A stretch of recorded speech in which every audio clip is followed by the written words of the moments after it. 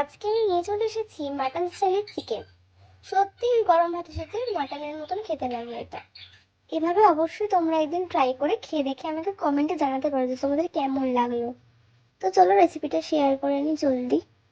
প্রথমে আমি চিকেনটাকে ভালো করে ধুয়ে নিয়েছি। তারপর আমি পেঁয়াজ কুচি, আদা রসুনের পেস্ট, টক দই আর লঙ্কা গুঁড়ো, ধনে গুঁড়ো, হলুদ গুঁড়ো, জিরে গুঁড়ো আর সামান্য সর্ষের তেল দিয়ে ভালো করে ম্যারিনেট করে নিচ্ছি। ম্যারিনেটটা আধ ঘন্টা থেকে 1 ঘন্টা রাখতে হবে। আর আমি এখানে কোনো রকমের লবণ ব্যবহার করিনি এখনো পর্যন্ত। ম্যারিনেট করার পর মাংসটাকে সাইডে রেখে দিয়ে আমি একটা প্রেসার কুকার নিয়ে নিয়েছি। রান্নাটা পুরো প্রেসার কুকারেই হবে।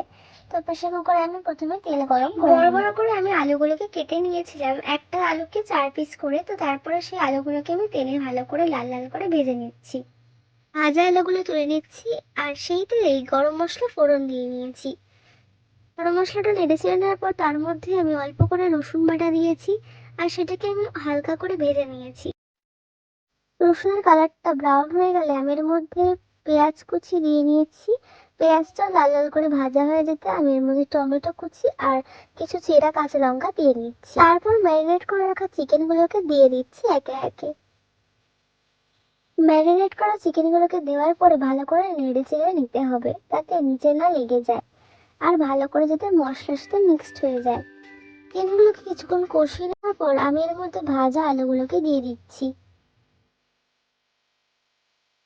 একইভাবে আলুগুলোকে ভালো করে আমি মিশিয়ে নিচ্ছি। বেশ কিছুক্ষণ কষানোর পর দেখো মাংস থেকে জল বেরিয়ে গেছে। আমি এখনই নুনটা অ্যাড করে নিচ্ছি। পরিমাণ মতো নুন দেওয়ার পর আমি আরো কিছুক্ষণ কষিয়ে নিচ্ছি মাংসগুলোকে। আরো কিছুক্ষণ কষিয়ে নেওয়ার পর আমি এর মধ্যে কিছুটা গরম জল অ্যাড করে দিচ্ছি।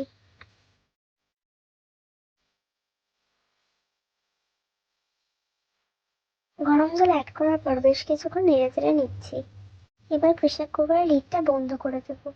যেহেতু মুরগির মাংস তাই আমি সিটি ফেলবো না। সিটি করার ঠিক আগের মুহূর্তে গ্যাসটা অফ করে দেব।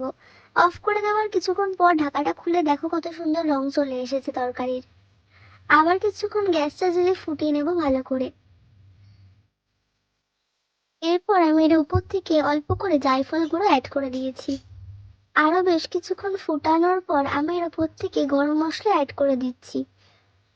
একটুখানি নেড়ে চেড়ে নিলেই আমাদের রেডি মাটন স্টাইলের চিকেন। এটা খুবই ভালো লাগে ভাতের সাথে। আর তোমাদের যদি রেসিপিটা ভালো লাগে অবশ্যই লাইক, কমেন্ট, শেয়ার করো। Thank you.